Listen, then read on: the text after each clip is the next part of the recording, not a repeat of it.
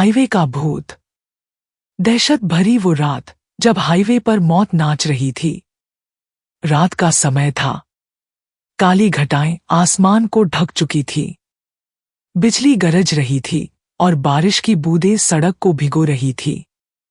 विक्रम, एक अनुभवी truck driver, अपनी खाली सड़क पर धीरे धीरे गाड़ी चला रहा था। वो अपने ट्रक के केबिन में अकेला था। रेडियो पर पुराना गाना बज रहा था और दूर दूर तक सन्नाटा पसरा था।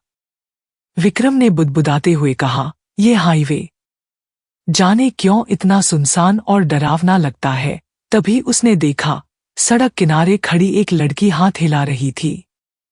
विक्रम ने ट्रक रोका और खिड़की से झांकते हुए पूछा, "कहाँ जाना है?" लड़की ने कहा, "मुझे आगे वाले गांव तक छोड़ देंगे?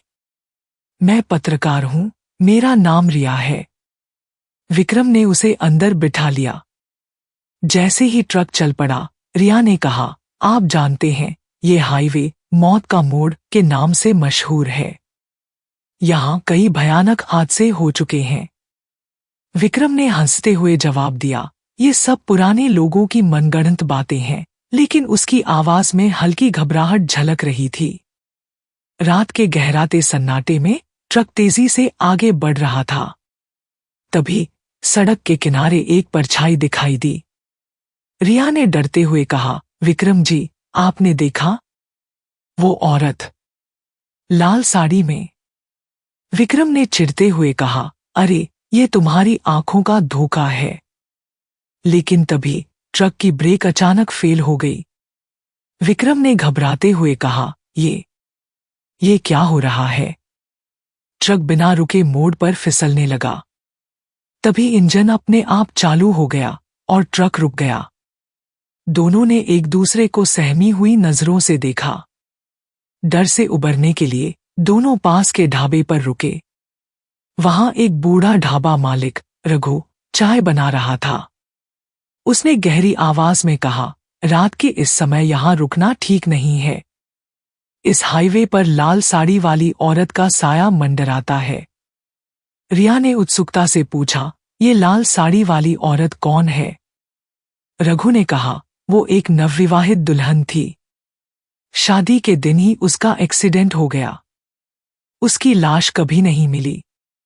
तब से वो हर रात अपने कातिलों को ढूंढती है। जो उसे देखता है, उसकी मौत तय होती है।"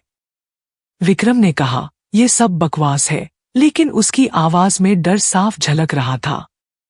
रात के गहरे अंधेरे में ट्रक फिर से हाईवे पर दौड़ रहा था। तभी ट्रक के अंदर अचानक सड़ी हुई गंध फैल गई। रिया ने सहमते हुए कहा, "विक्रम जी, ये बदबू, ये गंध कहीं भूतिया तो नहीं?"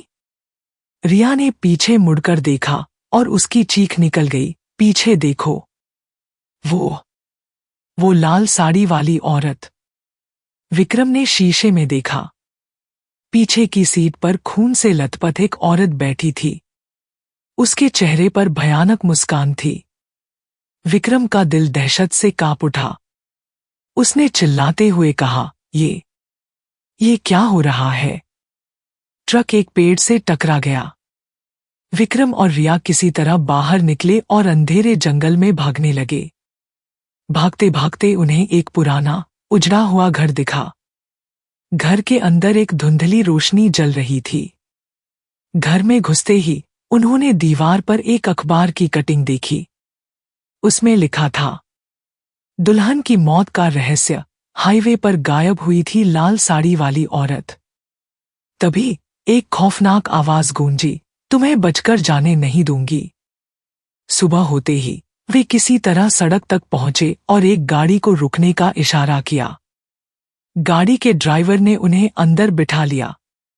ड्राइवर ने कहा, "तुम लोग भाग्यशाली हो जो बच गए। लेकिन जो इस भूत से मिलता है, वो उसकी छाया लेकर जाता है।" विक्रम ने पीछे देखा।